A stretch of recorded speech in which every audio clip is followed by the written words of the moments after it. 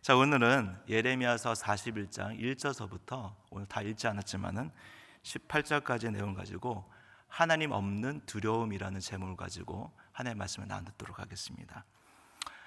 유다는 예레미야 선지자의 예언대로 주전 586년에 바벨론 느부갓네살에 의해서 멸망하고 맙니다. 영광스러웠던 하나님의 성전과 왕궁 그리고 성읍들은 다 불타버리고, 그리고 외부로부터 침입을 막았던 그 성벽들은 다 무너져 버리게 됩니다.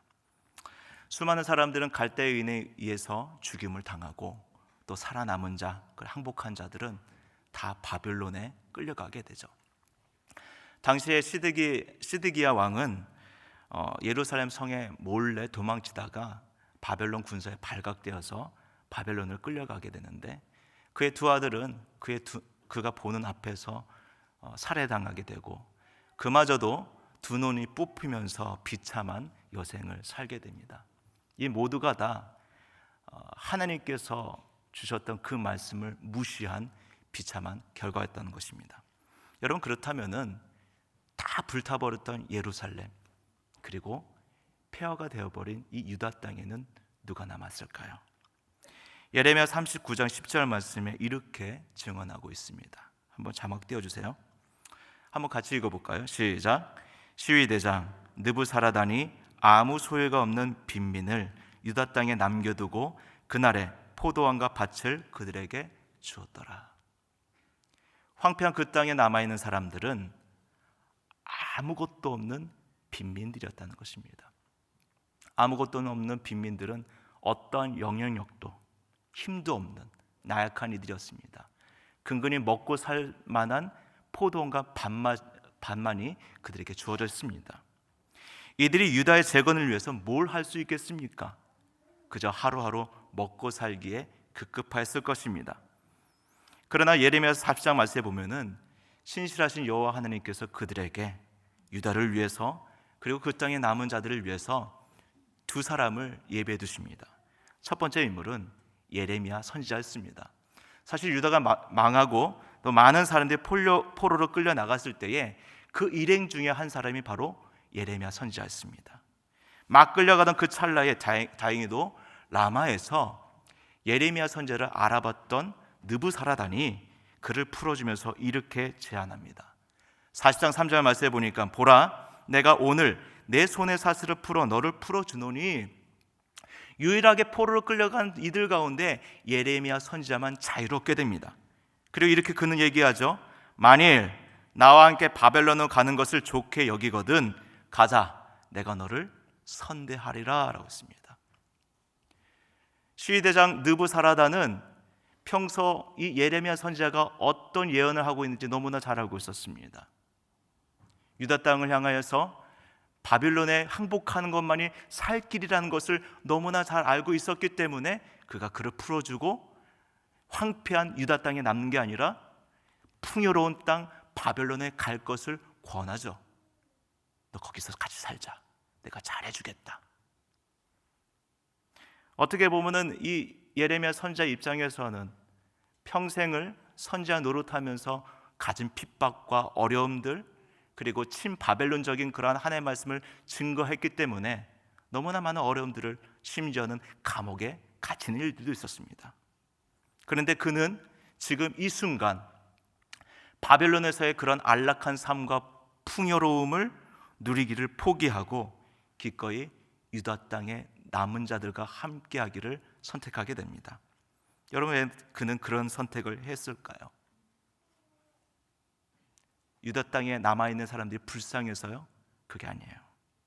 하나님의 부르심, 하나님의 사명이 있었기 때문에 남은 것입니다. 눈앞에 보이는 세상의 안락이 아니라 하나님의 말씀을 따라서 기꺼이 그들 곁에 위로자가 되어졌다는 것입니다. 그리고 두 번째 인물은 유다 총독 그다랴입니다. 예루살렘에 함락되고 난 다음에 느부갓네살 왕에 의해서 유다의 총독으로 임명된 사람이 그다랴라는 인물입니다.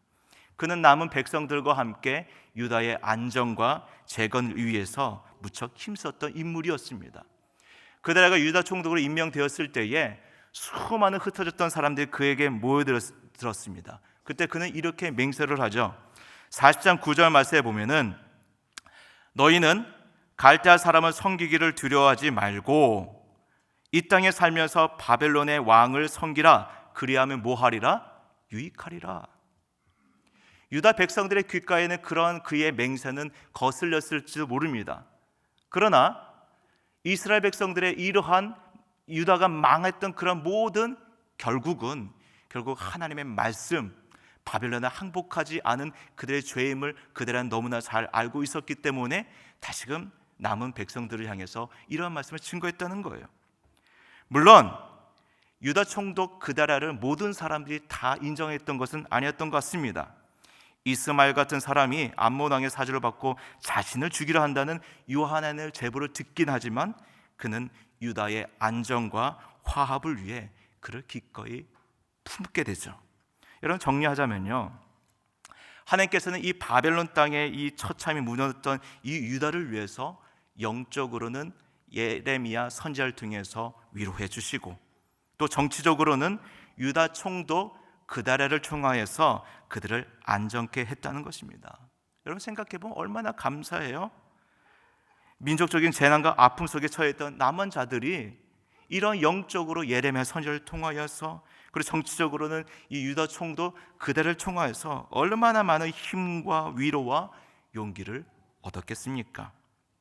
바벨론을 포로로 끌려갔던 유대인들은 끌려간 대로, 또 이렇게 유다에 남은 자들은 남은 자대로 하나님께서 부어주시는 은혜가 있다라는 것입니다. 자, 여기까지 보면요, 이 모든 것이 다 좀 어떻게 보면 잘 흘러가고, 그리고 결국에는 해피엔딩으로 끝날 것만 같았던 이 유다의 정세가 오늘 우리가 읽었던 이 예레미야 41장에 들어서게 되면은 전혀 다른 위기 상황으로 전환되게 됩니다. 다시 한 번만 1절서부터 3절까지의 말씀 다시 한번 읽겠습니다. 시작. 일곱째 달에 왕의 종친 엘리사마의 손자요 느다냐의 아들로서 왕의 장관인 이스마엘이 10사람과 함께 미스바로 가서 아이감의 아들 그달에게 이르러 미스바에서 함께 떡을 먹다가 느다냐의 아들 이스마엘과 그와 함께 있던 10사람이 일어나서 바벨론의 왕의 그 땅을 위임했던 사반의 손자 아이감의 아들 그다랴를 칼로 쳐 죽였고, 이스마엘이 또 미스바에서 그다랴와 함께 있던 모든 유다 사람과 거기에 있는 갈대아 군사를 죽였더라 했습니다. 정치적인 안정을 깨웠던 유다 총독이 결국 이스마엘이라는 사람에 의해서 살해당하는 일들이 벌어지게 됩니다. 불과 언제? 일곱째 날에라고 했습니다. 일곱째 달에. 주전 586년 5월에 유다가 망했습니다. 일곱째 달이라고 하면은 불과 유다 총독으로 그달랴가 임한 지 한 2달도 채 되지 않는 그때에 그가 살해를 당한 것입니다. 여러분, 이런 일이 있기 전에 요하난이라는 사람이 지휘관들과 함께 이 그들에게 이러한 경고를 했어요. 그 내용이 뭐냐? 한번 보겠습니다. 한번 같이 읽어보겠습니다. 시작. 그에게 이르되 암몬 자손의 왕 바알리스가 내 생명을 빼앗으려 하여 느다냐의 아들 이스마엘을 보낸 줄 네가 아느냐 하되 아이감의 아들 그다랴가 믿지 아니한지라. 어저께 우리가 살펴봤지만은 거듭된 경고에도 불구하고 이 유다 총독 그다랴는 믿지 않고 그를 품게 되어요. 근데 오늘 이런 사단이 일어나게 된 것입니다. 오늘 본문 말씀에 왜 이스마엘이 유다 총독 그다랴를 죽였는지 그 동기와 목적에 대해서 자세히 설명하고 있지 않아요. 오히려 침묵하고 있습니다. 그러나 이스마엘이 유다 총독 그다랴를 죽인 것에는 다분히 정치적인 계산이 깔려 있음을 우리는 알 수 있어요. 사실 여러분들 알고 있지만은 유다는 예레미야 선지자의 거듭된 경고와 하나님의 말씀에도 불구하고 어떤 정책을 펼쳤느냐? 친바벨론이 아니라 반바벨론주의, 그리고 친애굽 그러한 노선, 정치적 노선을 따라갔습니다. 특히 반바벨론, 친애굽이란 이 정치 노선을 가장 강조했던 것이 그 중심축이 바로 다윗 왕조였습니다. 유다가 바벨론에 의해서 망한 것은 엄밀히 말해서 이 다윗 왕조가 바벨론의 정치 노선에 반대했기 때문에 망한 거예요. 다시 말하면 하나님의 말씀을 거절하고 바벨론에 대해서 항거했기 때문에 망한 거라는 것입니다. 그런데 오늘 예레미야서 41장 1절 말씀에 보면은 유다 총독 그다랴를 죽였던 이스마엘이 어떤 사람이라고 나오고 있습니까? 오늘 1절 말씀 보니까 왕의 종친 엘리사마의 손자요라고 했습니다. 왕의 종친이래요. 다시 말해 이 사람은요 그냥 일반 평범한 사람이 아니라 반 바벨론 친애굽의 정치 노선을 따랐던 다윗 왕조에 속한 다윗 가문에 속한 사람이었다는 것입니다. 게다가 그 다음에 보면은 느다냐의 아들로서 왕의 장관 이스마엘이라고 했습니다. 왕의 장관이래요. 그러니까 정치적인 영향력, 군사적인 힘이 있었던 사람이에요. 물론 그가 유다 총독으로 그다랴가 임명되었을 때 거기 갔을 때 자기의 어떤 정치적인 그런 성향을 커밍아웃 하지는 않았지만은 계속해서 친바빌론주의를 주장하고 외쳤던 이 유다 총독 그다랴와 보이지 않는 그런 부딪힘이 분명히 있었다는 것이죠. 여기서 아이러니한 것은요, 유다 총독으로 임명됐던 이 그다랴라는 사람은 사실 그 집안이 요시야 왕 때의 종교 개혁의 핵심 역할을 했던 서기관 가문이었습니다. 그의 아버지는 아이감, 그의 할아버지는 사반이었는데 그 당시에 성전 수리를 하다가 율법책을 발견해가지고 그것이 회람이 되면서 요시야 왕을 통해서 종교 개혁이 대대로 일어나게 됩니다. 그때 핵심적인 역할을 했던 사람이 바로 이 그다랴의 아버지였던 아히감과 그의 할아버지 사반이었다는 거예요. 그러니까 여러분 굉장히 좀 이 상황들이 굉장히 복잡하죠. 왕의 종친인 이스마엘의 입장에서 종합해 보면 이 과거에 요시야 왕 때의 서기관 사반의 손자 이 그다랴가 유다의 철천지의 원수인 바벨론 왕에 충성하고 지금 친 바벨론을 외치는 것을 용납할 수 있었겠습니까? 없겠죠. 그러므로 이스마엘이 유다 총독 그다랴를 죽였던 것은 어떤 단순한 원한이나 어떤 우발적인 그런 사고가 아니라 무엇을 말하고 있는 것이겠습니까? 친 바벨론을 외치는 그다랴와 그리고 거기에 딸려 있는 정치 세력을 철저히 제거하고 바벨론 군대를 몰아내면서 유다 안에 이 미스바 안에 자신의 정치적인 입지를 다시 세우고 영향력을 확대하고자 하는 그러한 정치적인 계산이 깔려 있다는 것을 유추할 수 있습니다. 그러나 이런 이스마엘의 이 쿠데타는 철저히 비밀리에 진행된 사건임을 우리는 볼 수 있어요. 한번 4절 말씀 보겠습니다. 4절 말씀 한번 같이 읽어볼까요? 시작. 그가 그다랴를 죽인 지 이틀이 되었어도 이를 아는 사람이 없었더라. 이런 한번 생각해 보세요. 이스마엘과 10명의 무리들이 유다 총독과 식사를 하다 그를 죽였어요. 그리고 곁에 있는 정치 세력을 모두 죽이고 심지어는 바벨론 군사까지 살해했습니다. 이 엄청난 사실이 이틀이 지났는데도 아무도 알지 못했습니다. 이게 뜻하는 게 무엇이겠습니까? 이 모든 것들이 갑자기 일어난 사건이 아니라 사전에 미리 계획된 범죄였다는 것이죠. 외부에 유출되지 않도록 완전 범죄를 꿈꿨다는 것입니다. 그런데 바로 이때에 예상치 못한 곳에서 일이 하나 벌어지게 되어요. 한번 여러분들 우리 5절 말씀 한번 같이 읽어보겠습니다. 시작. 그때에 사람 80명이 자기들의 수염을 깎고 옷을 찢고 몸에 상처를 내고 손에 소재물과 유황을 가지고 세겜과 실로와 사마리아로부터 와서 여호와의 성전으로 나아가려 한지라. 여러분들이 물어보겠습니다. 이 사람들은 누구예요? 이 사람 뭐하러 온 사람들이에요? 누굴까요? 오늘 말씀해 보니까 세겜, 실로, 사마리아 다 옛날 어디에 속했던 어떤 지역입니까? 북이스라엘에 속했던 지역입니다. 북이스라엘은 이미 아수르에서 망한 나라예요.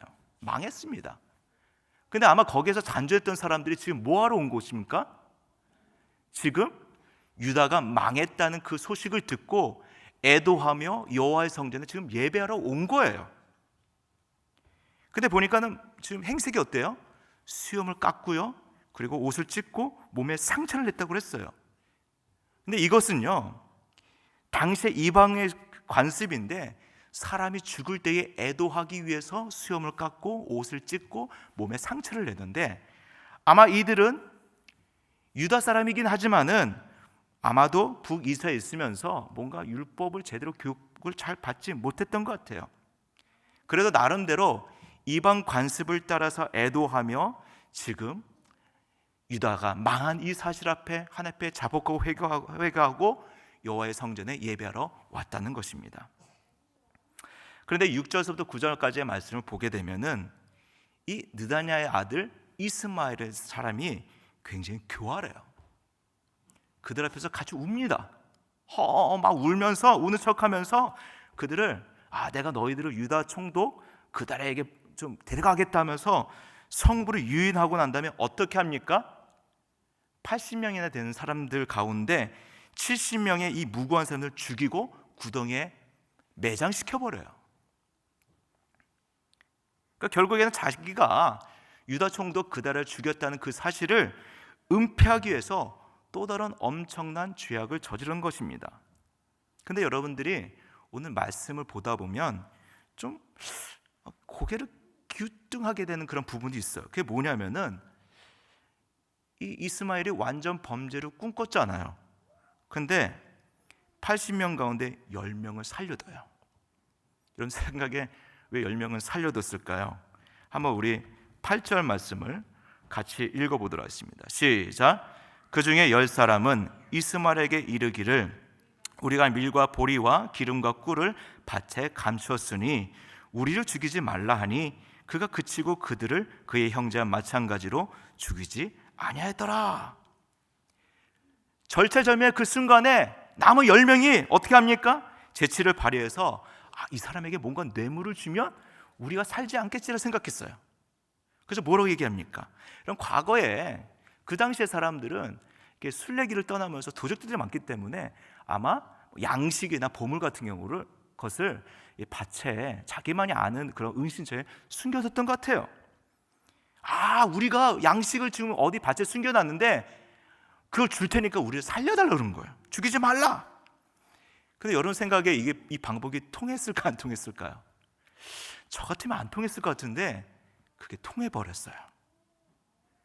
그러니까 여러분들 오늘 말씀해 보면은 이스마엘이라는 이 인간은 자세히 살펴보면은 가시적으로 어떤 유대의 회복, 그리고 다윗 왕자의 부활, 이런 대의 명분이 있는 것 같은데 가만히 보면은 어디에 더 관심이 쏠려 있는 것 같습니까? 콩고물에서 더 관심이 쏠려 있는 거예요. 어떤 정치적인 권력, 자신의 안위도 있지만은 이 탐욕이 더 컸다는 것이죠. 다시 말하면 유다 땅을 향해서 선포됐던 하나님의 말씀, 하나님의 뜻에는 전혀 관심이 없고 사사로운 자신의 욕망, 욕심, 탐욕이 더 앞섰던 인물이라는 것입니다. 여러분, 이렇게 하나님의 말씀을 망각하고 자신의 욕망에 사로잡혀 있는 사람들의 특징이 무엇인지 아십니까? 이런 사람들의 특징이 뭐예요? 마음에 평화가 없어요. 마음에 진정한 샬롬이 없어요. 자신의 욕망을 따라가며 살다 보니까 늘 항상 세상 속에서 두려움에 휩싸여 살아가고 있다는 것입니다. 여러분, 오늘 이스마엘은 다 이룬 것 같지만 어떻습니까? 마음의 평화는 없고 밀려드는 자신의 두려움 때문에 계속해서 사람을 죽이잖아요. 그러면서 그 중심의 그 탐욕은 놓지 않잖아요. 여러분, 실제 말씀해 보면 이스마엘은 바벨론의 그 보복이 두려운 나머지 어떻게 합니까? 한번 10절 말씀 같이 읽어보도록 하겠습니다. 10절 말씀 시작. 미스바에 남아있는 왕의 딸들과 모든 백성 곧 사령관 느부사라단이 아이감의 아들 그달에게 위임하였던 바 미스바에 남아있는 모든 백성을 이스마엘이 사로잡되 곧 느단의 아들 이스마엘이 그들을 사로잡고 암몬 자스네기로 가려고 떠나니라 라고 했습니다. 이 말씀에 보면은 미스바에 남아있던 왕의 딸들은 직계 무슨 왕손이 아니라 후궁이 낳은 딸들이나 왕실에 속한 여인들이었던 것 같아요. 그런 왕의 딸들과 그리고 거기에 이제 미스바에 남아있던 나머지 백성들을 어떻게 한 거예요? 인질로 삼아서 암몬 그 자손에게 지금 망명길을 떠난 것입니다. 도주한 거예요. 근데 여러분, 세상 일이 비밀이 있습니까? 하나님 아버지 앞에 하나님께 비밀이라는 게 없죠. 우리의 생각과 우리의 행한 것 다 어느 순간가 다 까발려질 수밖에 없어요. 여러분들 11절부터 15절까지의 말씀을 보니까 지금까지는 이스마엘에게 유리했던 이런 상황들이 완전히 역전이 되죠. 이스마엘이 행한 모든 악한 일들이 다 탄로가 나고요, 이제는 이스마엘과 그의 일행들이 쫓기는 신세가 됩니다. 그래서 11절 말씀에 보니까 가랴의 아들 요하난과 그와 함께 있는 모든 군 지휘관이 느다냐의 아들 이스마엘이 행한 모든 악을 듣고 모든 사람을 데리고 느다냐의 아들 이스마엘과 싸우러 가다가 기브온 큰 물가에서 그를 만났대요. 여러분들, 이스마엘은 이런 일이 벌어질 줄 알았을까요? 몰랐을까요? 아마 잘 몰랐던 것 같아요. 여러분들, 이제 요하난과 그 모든 군사들이 함께 이스마엘 일당을 바짝 쫓거든요. 근데 기브온 큰 물가에서 그들을 만나게 됩니다. 그리고 난 다음에 그에게 속한 모든 인질을 구출하는 데 성공하고 결국 수세에 밀린 이스마엘은 8사람과 함께 암몬으로 도주하면서 이 모든 사건은 일단은 일단락됩니다. 일단락돼요. 그러나 오늘 본문 말씀에 보면은 또 다른 문제가 한 가지 발생하게 됩니다. 이제 여기 나와 있는 요하난과 이 나머지 일행들은 이제 돌아가야 되는 건데, 오늘 16절부터 18절 말씀에 보니까 이들 일행은 인질 구출에 성공한 이 요하난 일행은 유다 미스바로 가지 않고 어디로 가게 됩니까? 오늘 17절 말씀에 보니까 애굽으로 가려고 떠나 베들레헴 근처에 있는 게롯 기맘에 머물렀으니 라고 했습니다. 지금 어디로 떠나려고 하고 있습니까? 애굽이래요. 애굽. 아니, 원래 가야 되는 곳이 미스바인데 왜 다시 애굽으로 가려고 하는 것일까요? 좀 이상하지 않습니까? 한번 우리 18절 말씀 마지막으로 한번 같이 읽어보도록 하겠습니다. 시작. 이는 느다냐의 아들 이스마엘이 바벨론의 왕이 그 땅을 위임한 아이감의 아들 그다랴를 죽였으므로 그들이 갈대아 사람을 두려워하였더라. 뭐 때문입니까? 유다 총독 그다랴가 죽었기 때문에 거기에 따른 이 바벨론의 보복이 두려워서 요하난과 그의 일행이 어디로 가려고 했다고요? 애굽으로 가려고 했다는 거예요. 이것은 어떻게 보면은 바벨론을 항복하고 그들에게 순종할 것을 명령했던 하나님의 말씀과 반대되는 행동이었다는 것입니다. 결국 이러한 모든 것들은 결국 누구 때문에 촉발된 일들입니까? 한 사람이에요. 바로 느다냐의 아들 이스마엘의 행동 때문이었다는 것입니다. 오늘 말씀을 좀 마무리하도록 하겠습니다. 하나님께서는요, 유다 땅의 영적으로는 예레미야 선지자를 통해서 그들을 위로하여 주시고, 또 정치적으로는 총독 그다랴를 통하여서 남은 자들을 안정시킴을 통해서 새로운 출발을 이루게 만드십니다. 그러나 막 유다가 남은 자들과 함께 시작하려고 하는 순간에 느다냐의 아들 이스마엘을 통해서 그 희망의 삭이 잘라지게 되죠. 이스마엘이 유다 총독 그다랴를 죽여버리게 됩니다. 어디 그뿐입니까? 이스라엘의 그 미래를 책임져야 될 이 남아있는 공동체가 급기야는 자기 살 길을 찾아서 애굽을 향해서 떠나면서 이 애굽 땅에는 아무도 없게 돼요. 여러분들, 아무도 없다는 것은 그 땅에 아무 일도 없게 된다는 거예요. 아무도 없다는 것은 그 땅에 미래가 있다는 얘기입니까? 없다는 얘기입니까? 미래가 없다는 거예요.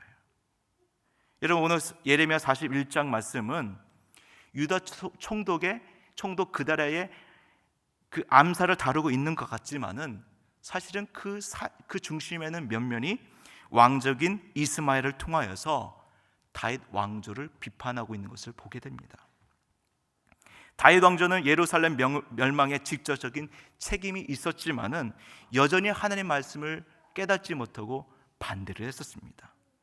마지막까지 유다가 망하고 그 남은 자들이 있는 그 자리에서 마지막까지 다윗 왕조는 이스마엘을 통하여서 유다 사이로 혼란과 분열, 위기 상황으로 몰아갔을 뿐만 아니라 돌이킬 수 없는 결과를 이뤄냈다는 것입니다. 저는 이 본문 말씀을 묵상하면서 오늘 우리 믿음의 성도들과 교회에 시사하는 바가 너무도 크다는 생각이 들었습니다. 여러분, 과거의 영광, 과거의 성공, 지금 내가 뭘 했다, 뭘 이루었다, 다 좋아요. 그러나 하나님을 망각하고 하나님의 말씀을 떠나버리면 그런 모든 것들은 다 끝나는 거예요. 아무것도 아닌 게 되는 거예요. 오히려 장애물이 된다는 것입니다. 오히려 겸손하게 다시 시작해야 됩니다. 내 능력, 내 힘이 아니라 겸손하게 하나님의 은혜를 붙들고서 다시 시작해야 된다는 거예요. 내가 아무리 하나님의 은혜를 많이 받았어도 여전히 자신의 욕심을 따라서 나를 위해 살고 있다고 한다면 하나님의 은혜는 헛된 것이 되어버립니다. 그래서 여러분들 한 사람의 영향력 무시하지 마세요. 여기 앉아있는 여러분 자신의 영향력 절대로 무시하지 마세요. 왜요? 이스마엘이라는 이 한 사람 때문에 하나님께서 남겨주신 이 유다 공동체가 어떻게 무너지고 어떤 위기에 놓여있는지 우리는 이 말씀을 통해서 우리 스스로 경각심을 가져야 된다는 것입니다.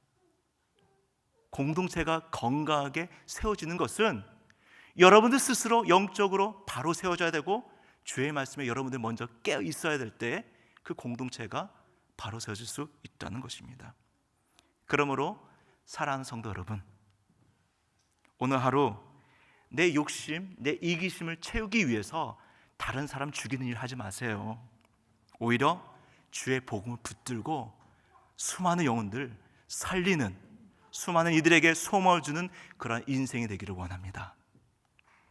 그리고 내 이기심을 따라서 내가 속해 있는 공동체와 그 가정에 혼란과 위기와 분열이 아니라 주의 말씀을 통해서 주님께서 주신 샬롬, 화평과 하나됨을 이루는, 끝까지 남아서 하나님의 소망이 되어주는 그런 여러분 되시기를 예수님의 이름으로 축원드리겠습니다.